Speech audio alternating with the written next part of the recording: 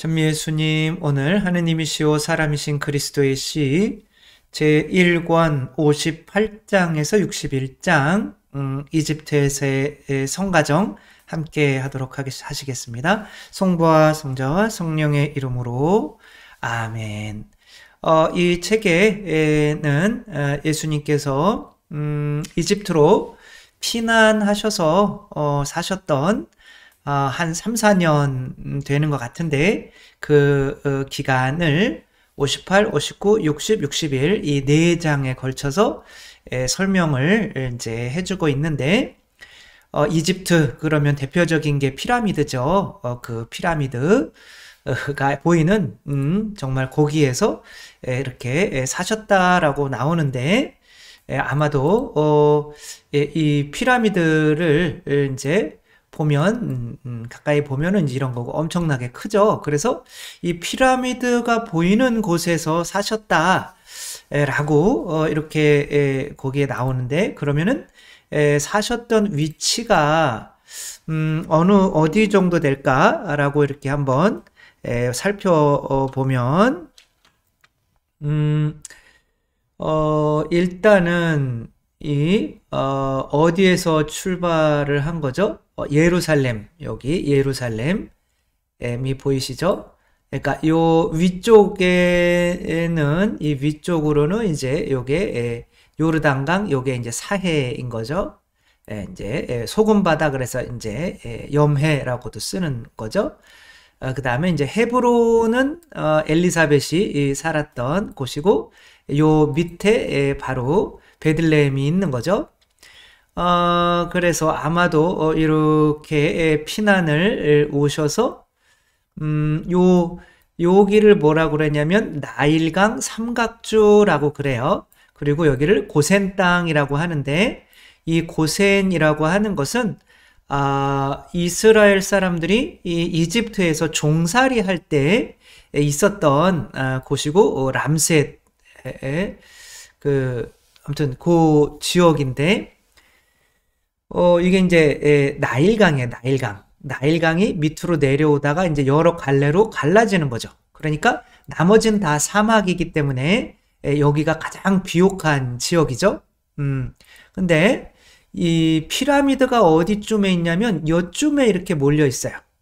그러니까 아마도 근데 이쪽에서는 워낙 피라미드가 크니까 이쪽에서도 다 보일 수가 있겠죠. 이렇게 피라미드가 있으니까 그러니까 이제 이쪽 고센 근처에서 이스라엘 백성이 종살이 하던 곳쯤에서 아마 사시지 않으셨을까 그렇게 생각을 해보고 또 그런 상태에서 또 한번 오늘 내용을 읽어보도록 하겠습니다.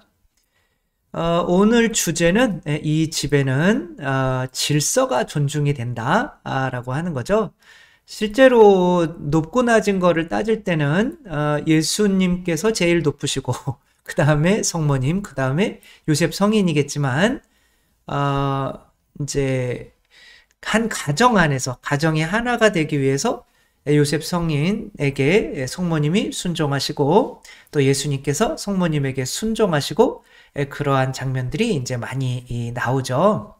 요즘 또 가족이라는 게 평등이라는 것 때문에 누구에게 순종을 하면 낮아지는 것처럼 여기기 때문에 동등한 입장에서 뭔가 의견을 조율을 해야 된다고 이렇게 생각을 하는 게 일반적인 생각이죠. 여자가 남자에게 순종해야 된다라고 하면 지금 시대에는 약간은 시대에 뒤떨어진 어떤 욕먹는 상황이 벌어지는 거기는 하지만 예수님께서 아버지께 죽기까지 순종하셨다고 해서 아버지보다 못하다라고 할 수 없는 거죠. 왜? 한 몸이니까. 이제 머리와 몸의 관계인 거죠. 뭐 아버지가 머리라면 이제 예수님은 몸, 남자가 머리라면 여자가 몸. 근데 몸은 머리를 따라줘야 되는 거거든요. 근데 이 질서가 이제 하나가 되는 원리인데 이 질서가 둘 다 머리가 되려고 할 때는 이제 깨지고 마는 거죠. 그래서 우리가 누군가에게 순종하는 것은 낮아지려고 하는 것이 아니라 한 몸이 되는 가정이 하나가 되려면 누군가는 순종, 누군가는 머리가 되어야 되고 누군가는 몸이 되어야 된다는 거가 이제 여기서 잘 나타나고 있죠. 이제 이집트로 이제 피난 갈 때 이야기인데 요셉이 이제 잠을 자면서 꿈을 꿔요. 그는 한 옆으로 누워 자는데 자면서 꿈속에 무슨 환상을 보는지 빙그레 웃고 있다. 처음에는 이 꿈이 좋았던 것 같아요. 그러나 미소가 공포로 변한다. 그는 무슨 악몽을 꾸는 것처럼 푹 하고 길게 한숨을 쉬더니 벌떡 일어난다. 어떤 악몽을 꾸는 건데 일어나자마자 이제 마리아에게 가죠. 그러니까 성모님께서는 주무시지 않고 밝은 빛깔 옷을 입고 요람 가까이에 무릎을 꿇고 조용히 자는 예수를 지켜보면서 기도를 드리고 계신 거죠. 예수님은 내가 동방박사들을 본 환상 때에 본 것과 같은 나이다. 그러니까 뭐 거의 아장아장 걸을 때 1살에서 2살 사이가 되겠죠. 그러니까 이제 뭐 그때 동방박사들이 이 헤로데에게 가지 말라는 소식을 듣고 이제 아무튼 그렇게 갔을 때 헤로데가 이제 몇 달 동안 안 오니까 속았다. 그리고 이제 바로 친 거죠. 그러니까 그 차이가 얼마 나지는 않는 거라고 볼 수 있죠. 즉시 여기서 떠나야 하오. 즉시 말이오. 괴와 자루를 거기 넣을 수 있는 것과 아울러 준비하시오. 그렇지만 왜 이렇게 도망해요? 나중에 이유를 설명해 주겠소. 예수를 위해서요. 한 천사가 아기와 어머니를 데리고 이집트로 도망쳐라 하고 내게 말했소. 시간을 허비하지 마오. 나는 내가 할 수 있는 것을 모두 준비하겠소. 마리아에게 시간을 허비하지 말라고 말할 필요가 없다. 바로 성모님은 대꾸 안 하고 바로 요셉 성인에게 순종을 하죠. 마리아는 몹시 불안해하지만 당황하지 않으며 일을 서둘러 하지만 또한 질서 있게 한다. 만약에 어떤 남편이 우리 큰일 났다. 우리 지금 일본으로 일본 너무 가까울 수도 있는데 아무튼 뭐 일본으로 우리 지금 당장 피난해야 된다. 자고 있다가 느닷없이 아무 말 없이 왜 그러는데요? 천사가 꿈에 나타나서 우리 빨리 뜨래. 그러면 머리끄댕이를 잡고 싸울 수가 있잖아요. 정신 나갔냐. 그런데 성모님께서는 내가 천사를 봐도 내가 봐야지 당신이 왜 봐? 라고 하지 않고 하느님께서 천사를 가장에게 보여주심으로써 그 가장을 통해서 길을 알려준다는 것을 성모님은 하느님께서는 질서를 존중하시는 분이라는 것을 아시는 거죠. 그러니까 천사가 나타나서 이만큼 갑자기 느닷없이 떠나라고 하고 그것에 대해서 요셉 성인이 그만큼 확신을 하고 있는 것을 볼 때 그래 뭐 군말 없이 떠나는 거죠. 하느님께서 그렇게 인도해 주신다는 것을 믿으시기 때문에 그래서 이제 둘 다 하느님께 충실한 부부라고 한다면 하느님께서는 어떠한 삶의 방향을 남자를 통해서 이렇게 알려주신다는 거, 그리고 여자는 또 순종을 함으로써 그 가정이 하나가 되게 하고 그렇게 함으로써 자녀가 이렇게 죽지 않고 살게 되는 어떤 이러한 신비를 말씀해 주시는 거죠. 이게 성가정의 모범인 거죠. 그래서 뭐 많은 이야기들이 나오고 있지만 근데 이제 그렇게 싸면서도 이제 슬퍼하는 거죠. 요셉 용서하세요. 저 때문에 우는 것도 아니고 얼마 안 되는 재물을 잃는 것이 슬퍼서 우는 것도 아니에요. 당신 때문에 우는 거예요. 당신은 벌써 그렇게도 많은 희생을 치러야 했는데 그런데 지금 당신은 단골도 다 놓치고 거기서 또 일을 잘 하시니까 이제 베들레헴에서도 단골이 많이 생겼던 거죠. 집도 없게 되었어요. 제가 당신에게 얼마나 큰 짐이 됩니까? 요셉 이렇게 미안해하는 거죠. 성모님께서. 그러니까 이제 요셉 성인께서는 나는 내 하느님을 차지하고 있어. 당신도 보다시피 나는 무엇보다도 내게 소중한 것에서 아무것도 잃은 것이 없어. 우리는 예수를 구하기만 하면 돼요. 그러면 모든 것이 우리에게 남아있는 것이 돼요. 멋지죠? 저는 이 요셉 성인을 볼 때마다 참 요셉 성인의 세례명을 가진 것이 너무 참 영광스럽다는 생각을 이렇게 하게 되죠. 59장에 보면 고통은 우리에게 성실한 벗이었다. 고통은 여러 가지 모습과 여러 가지 이름을 가졌었다. 뭐 육체적인 고통만이 아니라 여러 가지 뭐 도망 다녀야 되는 이런 고통들에 대해서 이렇게 말씀을 하시고 계시죠.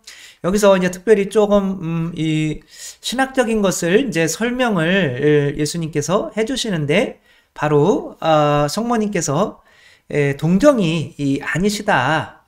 형제들, 예수님의 형제들이 있었다라고 하는 것을 마테오 복음에 여기서 여기에서 일어나 아기와 아기 어머니를 데리고 이집트로 피신하여라 라고 하는 말과 또 일어나 아기와 아기 어머니를 데리고 이스라엘 땅으로 돌아가라 라고 하는 이런 피신해라 돌아가라 라고 할 때 아기와 아기 어머니를 데리고 이가 이제 마테오 복음에 이렇게 나오죠.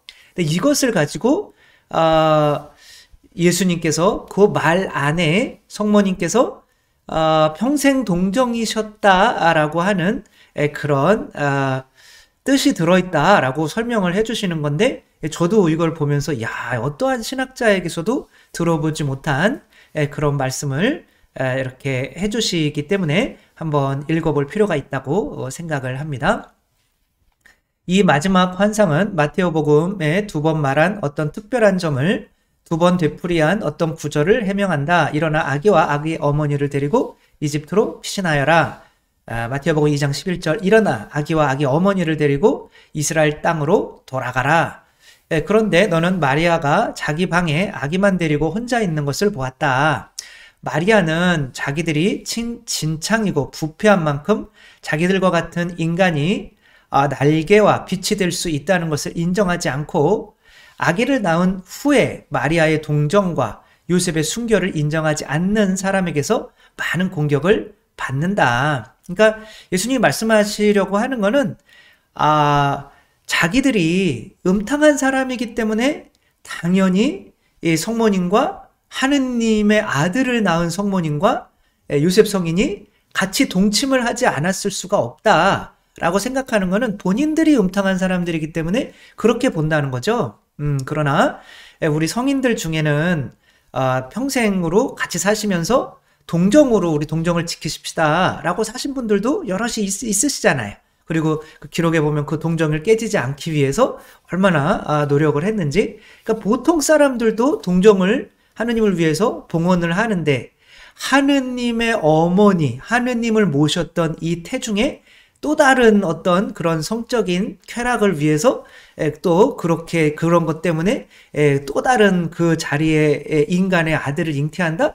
모르겠어요. 저로서는 상상을 할 수가 없는 건데 어떻게 당연히 하느님을 낳은 어머니와 또 그 하느님을 낳은 어머니를 감히 이렇게 터치를 할 수 있다고 생각하는지 그건 참 말이 안 되는 거죠. 그거는 본인들이 음탕하기 때문에 그렇다라고 제가 하는 얘기가 아니라 예수님이 그렇게 하시는 거죠. 그래서 이것은 내 어머니라는 복된 여인에 대한 애정 깃들인 존경 때문에 나중에 피어난 전설이 아니고 하나의 진리이며 이 진리는 초기 시절부터 알려져 있었다. 예수님이 평생 동정이시라는 거는 우리가 이제 두 번째 성모님의 교리 중에 이제 두 번째 가장 오래된 게 하느님의 어머니 1월 1일 날, 그 다음에 평생 동정, 그 다음에 뒤에 아주 1884년인가요? 그때 이제 원죄 없으신 잉태, 그 다음에 1950년에 이제 그 성모 승천 이렇게 교의가 반포가 되죠.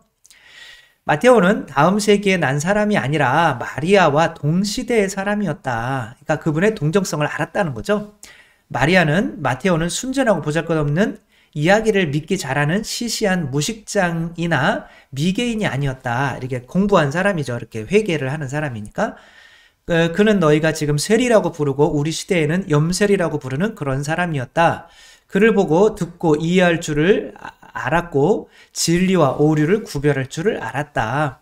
마테오는 사실 들을 풍문으로 중간에 든 사람을 통하여 들은 것이 아니다. 그는 마리아의 입에서 정보들을 얻었다. 그는 그러니까 직접 성모님을 만나서 직접 들은 것들이라는 거죠. 그는 스승과 진리에 대한 사랑으로 마리아에게 정보를 가르쳐달라고 청할 결심을 하였던 것이다.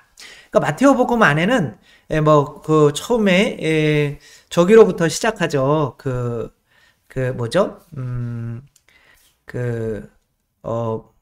뭐죠?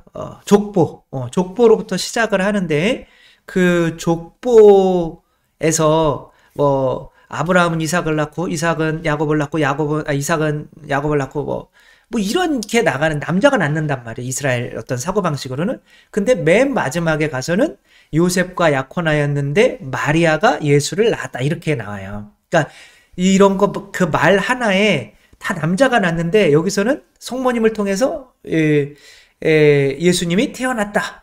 어떤 능동적인 어떤 이런 뜻을 쓰면서 약간의 그런 차이가, 요셉이 씨가 아니다라고 하는 것이 그렇게 살짝살짝 스며드는 거거든요.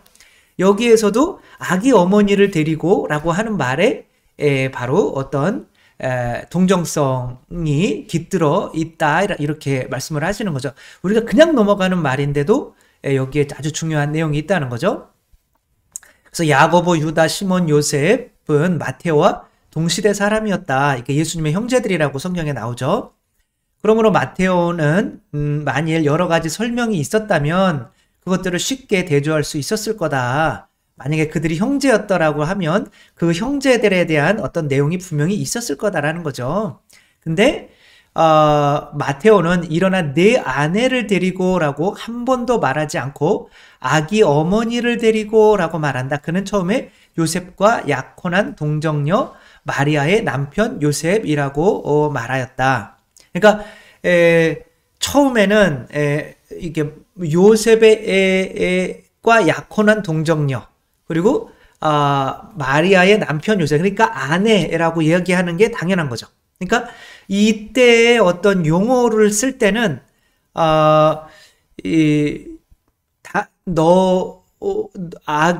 너와 그 아기와 예수와 아내와 예수를 데리고, 네 아내와 예수를 데리고 올라가라, 이렇게 말하는 게 일상적이라는 거죠. 근데 그렇게 얘기를 하지 않는다는 거죠. 위에 그 전에서는 요셉과 요셉의 약혼녀 혹은 요셉의 아내, 뭐 이런 식으로 이렇게 쓰는 게 일반적이었는데, 여기서부터는 그거를 이렇게 아기와 이제 나중에는 이제 둘이 이제 또 동침을 했을 거다라고 생각을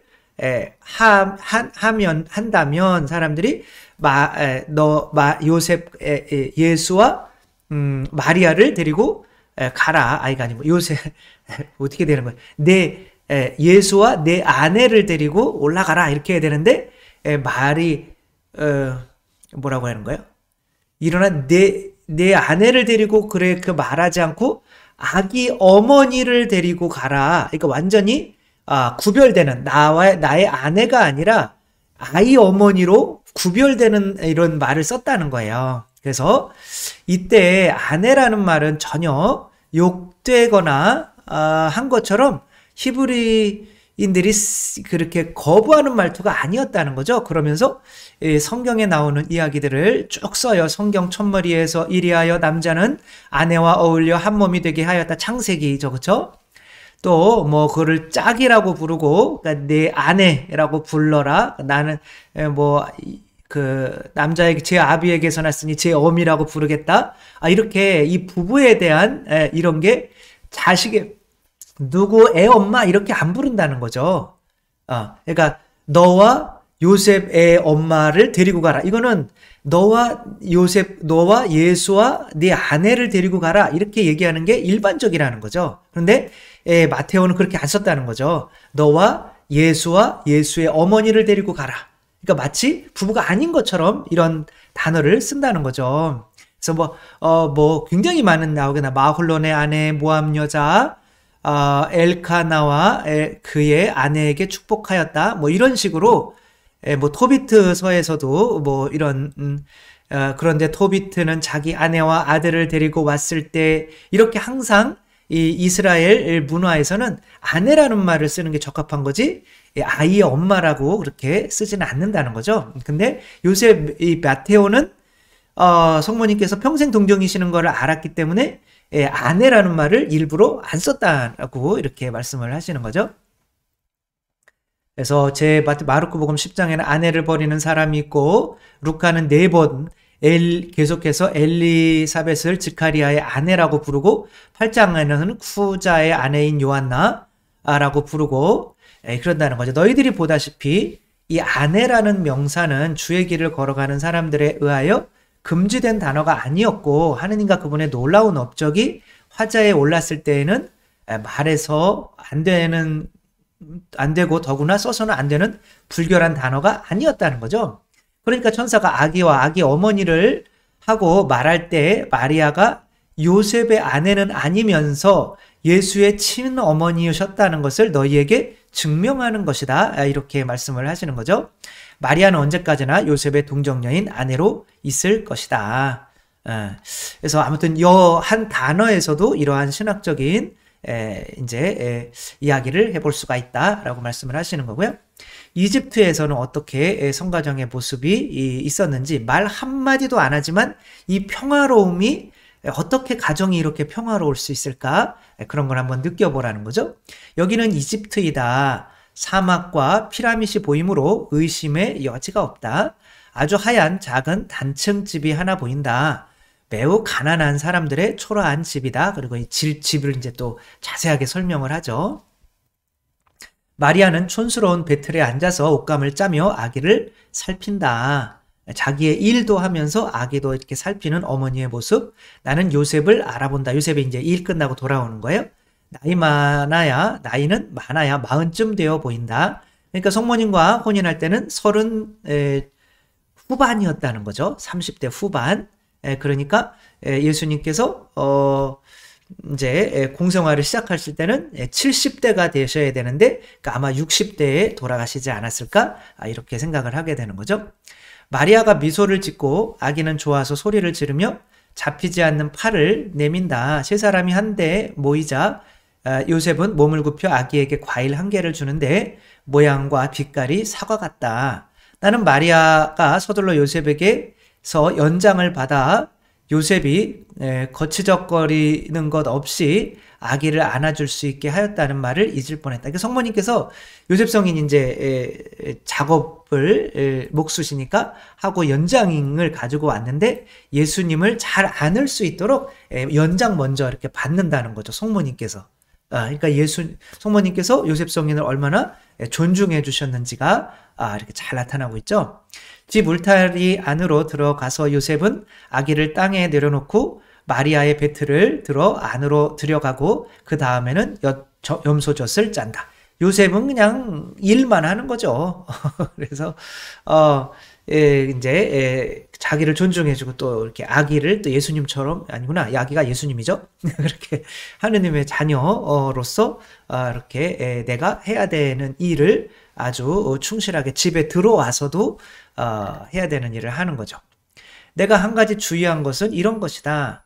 예수의 인간 생활과 관계가 있는 모든 환상에서 내가 눈여겨본 것은 예수는 마리아와 요셉 그리고 요한이 항상 정돈이 잘 되고 깨끗한 옷을 입었고 꾸밈이 없지만 머리를 잘 손질하고 수수한 옷에 단순하지만 깨끗한 머리쓰개를 써서 그들의 품위가 뚜렷하다는 사실이다.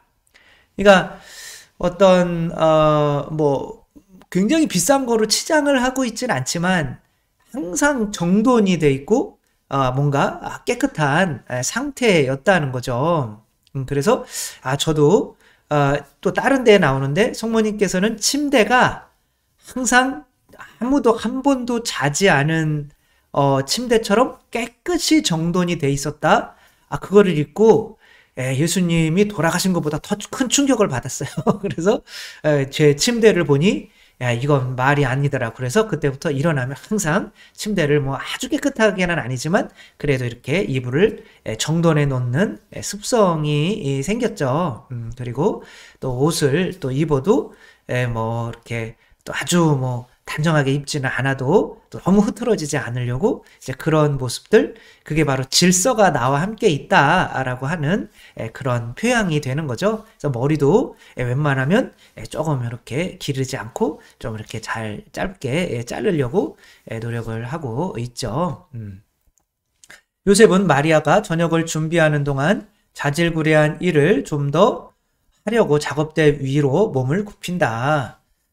둘이 방안을 밝힌다. 요셉 성인은 집에 와서도 일을 하는 거죠. 예수는 작업대에 손을 얹고 머리를 쳐들고 요셉이 하는 일을 지켜본다. 나중에 이제 예수님이 요셉이 하는 일을 배우게 되죠. 하느님인데 목수일을 배워요. 이 집안에서. 그래서 질서가 살아있다는 거죠. 그런 다음 그들은 기도를 드리고 나서 식탁에 둘러 앉는다. 그들은 물론 십자성원을 긋지는 않지만 기도를 한다. 요셉이 기도를 드리고 마리아가 응답을 한다. 계응도 요셉 먼저 하는 거죠. 마리아는 익힌 야채를 가져와서 그 야채는 우리도 보통 그렇게 하는 것처럼 맹물에 익혀서 양념을 한 것 같다. 뭐 데친다고 하는 건가요? 요셉이 먹은 다음 자기도 먹는다. 예수는 조용히 그가 가진 사과를 먹으면서 작은 흰 이를 드러내면서 웃고 있다. 포도주는 도무지 없다. 가난한 사람들의 식사이다. 이 포도주라고 하는 게 이제 이런 곳에서는 국과 같은 거죠. 이렇게 넘길 때 이렇게 근데 이제 물로 이렇게 넘긴다는 거죠. 그러나 이 방 안에서 풍기는 평화와는 대단히 고귀하다. 왕의 호화로운 저택을 보아도 이만큼 매력 있는 것은 아무것도 눈에 띄지 않을 것이다. 그리고 얼마나 화목한 집안인가. 이게 성가정. 그러니까 성가정은 어떤 뭐 부부 관계가 뭐 어떤 뭐 동침을 뭐 자주 한다거나 뭐 이런 거랑 전혀 상관이 없다는 거죠. 오히려 순결하셨다는 거죠. 두 분. 그리고 성가정은 뭐 두 분이 동등하게 싸워가지고 어떤 의견을 쟁취해 누가 이렇게 옳은 의견을 하는 게 아니라 순종하는 어떤 질서. 그래서 자녀는 엄마에게 순종하고 엄마는 아버지에게 순종하고 아버지는 하느님께 순종하는 어떤 이런 질서 안에서 정말 이런 성가정이 되는 거죠. 지금 가정이 어쩌면 그냥 어떤 둘이 한 몸이 되려면 근데 하나가 되면 동등하게 돼야 된다.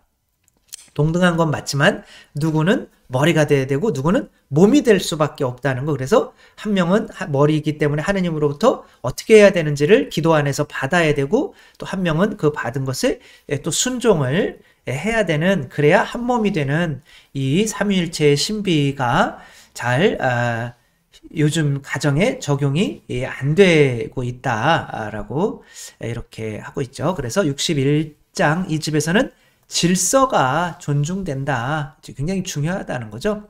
너도 보았지만 이 집에는 평온과 미소와 화합이 감돌고 일치단결하여 이 집을 더 아름답게 하려 애쓰고 보잘것없는 채소밭에 이르기까지 모든 것을 떠나온 집과 같게 하고 이미 떠나온 집과 같게 만들었어요. 성모님께서 그 나자렛의 집에 대한 애정이 그래도 그 그리움이 좀 덜할 수 있도록 한층 더 편안하게 하려고 힘쓴다. 이거 요셉인 거죠. 한 가지 생각밖에 없다. 이 부모들은 적의를 품은 땅이 거룩한 나에게, 나는 여기 예수님이에요. 하느님에게서 온 나에게 덜 비참한 땅이 되었으면 하는 생각이다. 오로지 자녀들에게 뭐 나 자신을 생각하지 않고 사람이 되어 오신 예수님께서 이 땅이 당신을 별로 안 좋아하는데 그래도 좋아하는 사람들이 있다. 그런 좋은 환경을 만들어주기 위한 그 하나의 생각밖에는 없었다라고 하는 거고요. 그것은 수많은 보살핌으로 나타나는 믿는 사람과 부모로서의 사랑이다. 그래서 부모는 자녀들이 이 세상에 났을 때 이 세상이 하느님께서 그래도 함께 해주시고 보호해 주시고 그래도 살만한 곳이고 그런 것들에 대한 믿음을 줘야 된다는 거죠. 너희들이 공부 안 하면 굶어 죽는다. 너희들이 뭐 남한테 뒤지면은 뭐 굶어 죽는다. 너희들이 남들처럼 착하고 순수하고 거짓말도 못하고 그런 바보스러운 모습으로는 학교 가서 맞고만 다닌다. 뭐 이런 식으로 이 세상을 이렇게 힘들게만 표현하는 것이 아니라 하나님께서 지켜주시니 너희는 걱정하지 말고 살아도 돼 라는 그런 환경을 이 부모들은 만들어주려고 했다는 거죠. 이 집에는 신경질적이고 격하기 쉬운 사람도 없고 무뚝뚝한 표정도 없으며 서로 비난하는 것도 없고 그들에게 물질적인 안락을 크게 베풀어주지 않으시는 하느님께 대하여도 더구나 비난하지 않는다. 요셉은 마리아 때문에 자기가 손해를 보았다고 비난하지 않고 마리아는 요셉에게 더 안락하게 해주지 않는다고 비난하지 않는다. 그들은 거룩하게 서로 사랑한다. 그뿐이다. 그리고 그들의 관심사는 그 둘의 개인적인 이익이 아니고 배우자의 이익이다. 자기는 전혀 생각하지 않는다는 거죠. 참다운 사랑은 이기주의를 모른다. 그리고 참다운 사랑은 이 방면에 있어서 동정인 두 부부의 사랑만큼 완전하지 못하더라도 항상 순결하다. 그러니까 부부간에도 순결이 필요하다는 거죠. 사랑과 결합한 순결은 그 뒤에 다른 덕행들을 줄줄 따라오게 하며 순결하게 사랑하는 두 사람을 위하여 부부로서의 완전을 이룩한다. 뭐 나중에 나오기도 하지만 부부끼리 이제 아기를 낳지 못하는데도 부부 관계를 자꾸 이렇게 하려고 하는 그런 것 자체가 사실은 서로 부부를 멀어지게 하는 거다. 그래서 부부가 하나 되는 거에 성적인 이 욕구가 끼어들지 않게 해야 된다. 왜냐하면 이 성적인 욕구는 사실은 다른 사람을 위한 것이 아니라 내 행복을 채우기 위해서 다른 사람을 이용하는 것이기 때문에 그런 것으로 둘이 함께 있으려고 하다 보면 언젠가는 내가 이용당하고 있다는 느낌 때문에 서로서로 멀어질 수밖에 없다는 거죠. 이 세상에서 이야기하는 정말 가정에 뭐 영화 같은 데서 보면은 그런 것도 막 있잖아요. 미스터 앤 미시스라고 그런 영화가 있는데 둘이 이제 이혼을 했죠. 그것 때문에 결혼을 했다가 또 이혼을 하고 브래드 피트하고 이제 안젤리나 졸리. 근데 뭐 그 영화에 보면은 서로 이제 그런 관계가 없는 부부 관계를 안 하는 이제 그런 상태의 부부가 둘이 막 이렇게 하면서 나중에 둘이 이제 뭐 매일매일 뭐 부부 관계를 하는 것으로 해서 이제 부부 관계가 좋아진 것으로 끝나요. 그러니까 아주 성적으로 그렇게 하는 게 이 세상에서는 부부 관계가 좋은 것처럼 여기는 거죠. 그러나 부부 관계를 안 하면서도 정말 이렇게 순결하게 해야만 더 부부 관계가 완전해질 수 있다라고 하는 이해할 수 없는 그런 것을 우리에게 알려주고 있죠. 그리고 이제 이 집에서는 일단 기도하였다. 하느님과 관계가 돼야 되잖아요. 지금은 가정들에게서 너무도 기도를 적게 한다. 저는 천형성체 견진 아이들 이렇게 저녁 때마다 기도하는 사진을 이제 찍어서 올려라. 적어도 1년만이라도 그렇게 기도하고 감사일기 쓰고 성경 한 장이라도 읽고 이렇게 살았던 시간이 1년만이라도 있어야 나중에 힘들고 어려울 때 내가 그때 그렇게 살았었을 때는 그나마 그래도 하느님과 괜찮았는데 살은 사람들과 괜찮았는데 다시 기도를 한번 그때처럼 해볼까? 라고 돌아올 수가 있잖아요. 그래서 이런 거를 해줄 필요가 있겠다. 이 집에서는 소찬에 만족하였다. 돈이 없지 않았더라도 그랬을 것이다. 돈이 없어서 가난한 게 아니라 항상 내 자신의 어떤 생존만 만족하면 되는 양만큼 채우는 거죠. 욕심이 없다는 거죠. 살기 위하여 먹었지 폭음 폭식가와 같이 개걸스럽게 그리고 미식가들과 같이 변덕스럽게 식도락을 만족시키기 위하여 먹지는 않았다. 굉장히 저도 찔리는 저도 맛있는 거 좋아하고 이렇게 막 하루에 한 끼를 먹으려고 하니까 세 끼처럼 먹어야 되잖아요. 그러니까 막 먹는 그래서 굉장히 부끄럽죠. 이 집에서는 노동을 사랑한다. 돈이 풍부하다 하더라도 노동을 사랑할 것이다. 그러니까 바쁘게 살았다는 거죠. 그러니까 돈이 충분했더라도 이게 그런 거죠. 복권이 당첨돼서 이제 놀고 먹는 사람이 있고 그 사람들은 망하죠. 근데 복권이 당첨됐더라도 다른 사람들이 볼 때는 당첨된지 몰라요. 왜? 회사에 그대로 나오고 일을 사랑하는 거죠. 그런 사람들은 그것으로 좋은 일도 많이 하고 흥하는 사람이 되는 거죠.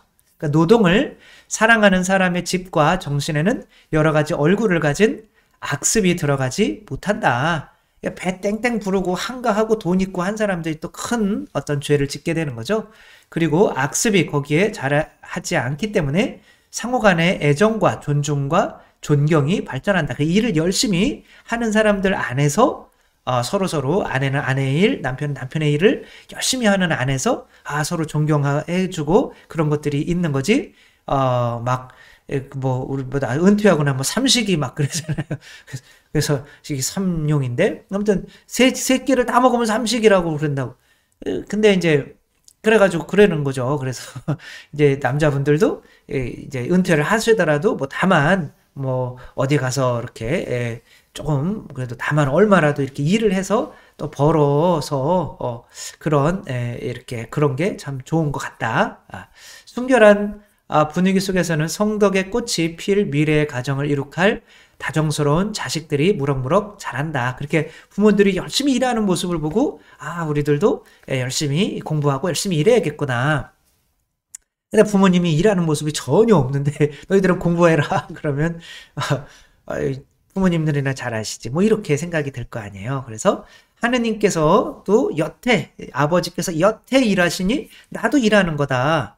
그리고 하느님께서 세상을 창조하시는 때부터 하느님은 일하시는 분으로 이렇게 있지 하느님이기 때문에 논다 이런 거는 없는 거죠. 우리들도 하느님의 모습을 닮았기 때문에 사실은 일을 해야만 어떠한 정말 하느님의 품위를 유지할 수 있고 그것을 보고 자라는 자녀들도 그렇게 된다는 거고요. 이 집에서는 겸손이 지배한다. 마리아는 하느님의 어머니이고 정배이다. 그러나 배우자를 섬기고 배우자더러 자기를 섬기게 하지 않으며 그에 대하여 온갖 애정을 기울인다. 이제 질서가 이제 제일 중요한 말이 나오는 거죠. 그는 마리아에게 피로와 일을 덜어주려고 온갖 주의를 기울여 살핀다. 이게 남자가 해야 되는 일인 거죠. 그리고 할 수 있는 대로 마리아에게 피로를 면해주기 위해서 집안의 가장 굳은 일들은 도맡아 하며 할 수 있는 데까지 마리아를 기쁘게 해주고 집을 더 편리하게 하고 작은 정원을 꽃으로 더 명랑하게 하기 위하여 여러 가지로 애를 쓴다. 여자분들은 야 저렇게 해주면 나도 존중해야겠다 뭐 그럴 수 있는데 아무튼 또 남자는 뭐 해줘야 되는 거냐면 피를 쏟아줘야 되는 거예요. 생명을 불어넣어줘야 되는 거죠. 그래서 이제 미사 때 이제 예수님이 이 교회의 신랑이고 우리 신자들이 교회가 신부잖아요. 그럼 신랑은 이 신부를 살리기 위해서 살과 피를 내어주는 거잖아요. 그렇죠? 그리고 신부는 이제 신랑에게 순종해서 또 자녀를 또 잘 키워내는 이제 세례를 쭉 선교를 하는 거죠. 그렇죠? 그런 것이 바로 이렇게 삼위일체의 관계 재현인 거죠. 그러니까 삼위일체가 깨지다가 보니까 이해를 못해요. 삼위일체는 어려워. 그러니까 정말 뭐 한 분이신 하느님을 저는 믿납니다. 어떻게 하느님이 한 분이에요? 삼위일체니까 세 분인 거죠. 삼위 세 분인데 한 하느님이 되는 게 삼위일체인데 우리는 신앙 고백을 할 때 한 분이신 하느님을 저는 믿나이다 이렇게 고백을 하고 있잖아요. 그러니까 삼위일체 교리가 전혀 안 돼 있는 거예요. 그러니까 삼위일체가 그 사랑인데 이해가 안 되니 그 삼위일체 모습대로 남자와 여자를 창조했는데 그 남자와 여자가 어떠한 모습으로 한 몸이 되는지가 이해가 되지가 않는 거예요. 그러니까 모델이 없으니까 이 가정이 깨지게 되는 거죠. 모델이 있어야 남자는 어떻게 살아야 되고 여자는 어때야 되고 자녀는 어때야 되는지 그것이 바로 하느님 아버지가 남편으로서 또 예수님이 여자로서 교회를 낳은 거잖아요. 피와 물을 흘려서. 그리고 어떻게 그 순종하고 중간에 그 사랑의 성령이 어떻게 왔다 갔다 거리는지를 그게 이해가 되어야 이 가정이 회복될 수가 있는 거죠. 그 모델을 삼위일체를 해주지 않고 그냥 가정의 성화만 한다고 하면 설계도를 주지 않고 부속품만 주고 이제 차를 조립해봐라 라고 하는 거랑 똑같은 거죠. 그래서 삼위일체 교리가 회복되는 것이 우리 성가정을 위해서 엄청나게 중요하다. 그래서 이 집에서는 초자연적, 도덕적, 물질적 질서가 존중된다는 거죠. 초자연적인 거는 당연히 생각해 볼 수 있겠죠. 하느님과 인간과의 관계였겠죠. 그렇죠? 도덕적인 거는 아내가 남편에게 순종하고 남편은 아내를 위해서 목숨을 바치고 그런 거겠죠. 그렇죠? 물질적 질서는 뭐겠어요? 바로 내가 가지고 있는 이 물질이 나를 생존을 위해서 창조된 거지 막 몸을 버릴 정도로 로마인들은 옛날에 할 일이 없으니까 뭐 노예 보고 자기 빨개 벗겨놓고 자기 때리라고 막 이렇게 그래서 아마 좋다 막 이렇게 하기도 하고 이 폼페이 같은 데 가보면 이 방안이 이렇게 기울어져 있어요. 왜 먹고 토해야 또 먹을 수 있으니까 그 토하면은 물 한번 쫙 뿌리면은 그 밑으로 쭉 음식물이 내려가게 돼 있죠. 그러니까 먹고 토하고 그런 게 질서가 없는 거죠. 하느님은 가장 높으신 어른이심으로 그분께 공경과 사랑을 드린다. 이것이 초자연적인 질서이다. 요셉은 가장이므로 그에게 애정과 존경과 복종을 드린다. 이것이 도덕적 질서이다. 집은 옷과 가구와 더불어 하느님의 선물이다. 무슨 일에든지 하느님의 섭리가 나타난다. 양들에게 털을 주시고 새들에게는 깃을, 풀밭에는 푸르름을, 가축들에게는 여물을, 가금들에게는 나달과 잎을 주시며 골짜기의 백합들에게는 옷을 주시는 하느님의 섭리가 나타나는 것이다. 집과 옷과 가구들을 그것들을 주시는 하느님의 손에 찬미하며 감사하는 마음으로 받고 주의 선물로서 경건하게 다루며 그것들이 초라하다고 해서 마지못해 바라보지도 않고 섭리를 남용하여 그것들을 망가뜨리지도 않는다. 이것이 물질적인 질서이다. 우리가 이 물질적인 질서를 잘하면 지구가 이만큼 이제 안 좋아지지는 않겠죠. 그리고 어떤 윤리적인 질서가 된다면 또한 가정이 부부싸움이나 이런 것도 안 일어나겠죠. 그 다음에 초자연적인 질서가 된다면 뭐 다 여기서부터 시작하는 거겠지만 이렇게 온 가족 안에 성령으로 충만하지 않을 수가 없겠죠. 이런 초자연적인 것, 또 어떤 윤리적인 질서, 그 다음에 물질적인 질서가 유지되는 집안이 바로 이렇게 나자렛의 성가정은 아니고 오늘은 이집트의 성가정의 모습이었다. 우리들이 회복해야 되는 가정의 모습 모델이 바로 여기에 있다는 거. 정말 이런 거를 정말 하사시를 많이 읽으면서 가정이 이래야 되는구나 라고 그 모델대로 내 자신들을 맞추어 가려고 노력을 할 때 성가정이 이룩될 수밖에 없는 거죠. 왜냐하면 그 부속품으로 차가 되려면 그 설계도는 하나밖에 없는 거예요. 다른 설계도가 없어요. 그렇게 우리에게 주시는 지금의 어떤 이러한 조금은 흐트러져가는 가정의 모습을 또 회복시킬 수 있는 어떤 좋은 그런 이런 묵상이 하사시를 통해서 또 여러분들에게 되었으면 좋겠습니다. 주님께서 여러분과 함께 전능하신 천주 성부와 성자와 성령께서는 여기 모인 모든 이에게 축복을 내리시어 길이 머물게 하소서. 주님과 함께 가서 복음을 전합시다. 하느님 감사합니다. 성부와 성자와 성령의 이름으로 아멘. 감사합니다. 사랑합니다.